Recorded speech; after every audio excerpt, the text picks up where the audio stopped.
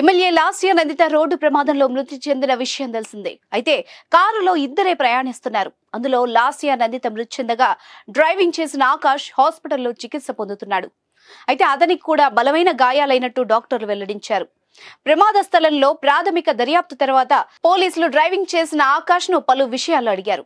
ప్రమాదం ఎలా జరిగింది అనే విషయాలపై ఆకాష్ ను ప్రశ్నించగా కొద్దిగా మాట్లాడినట్టు సమాచారం. అత్యాధునికమైన టెక్నాలజీతో ఫెర్టిలిటీ ట్రీట్మెంట్ అందిస్తోంది మెడిసి ఐవీఎఫ్. అయితే ఈ ఘటనపై ఆకాష్ నోరు విప్పితే అనేక విషయాలకు సమాధానం దొరుకుతుందని పోలీసులు అభిప్రాయపడుతున్నారు. కానీ ఆకాష్ కండిషన్ ని బట్టి అతను ఎలాంటి ఒత్తిడికి లోను చేయవద్దని డాక్టర్లు పోలీసులకు చెప్పినట్టు సమాచారం.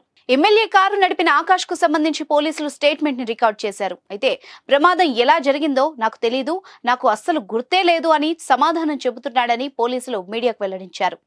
ఎన్నిసార్లు అడిగినా ఎన్ని ప్రశ్నలు సంధించినా పదే పదే తెలియదు అన్న విషయాన్నే చెబుతున్నాడని పోలీసులు తెలిపారు. ప్రస్తుతం ఆకాష్ కు ట్రీట్మెంట్ జరుగుతున్న నేపథ్యంలో సాయంత్రం రేపు ఉదయం మరోసారి విచారించాలని పోలీసులు భావిస్తున్నట్టు సమాచారం. ఈ మొత్తం వ్యవహారాన్ని బట్టి చూస్తే డ్రైవర్ నిద్రమత్తే అతి వేగానికి కారణమై ఉండొచ్చని పోలీసులు అంచనాకు వచ్చినట్టు తెలుస్తోంది.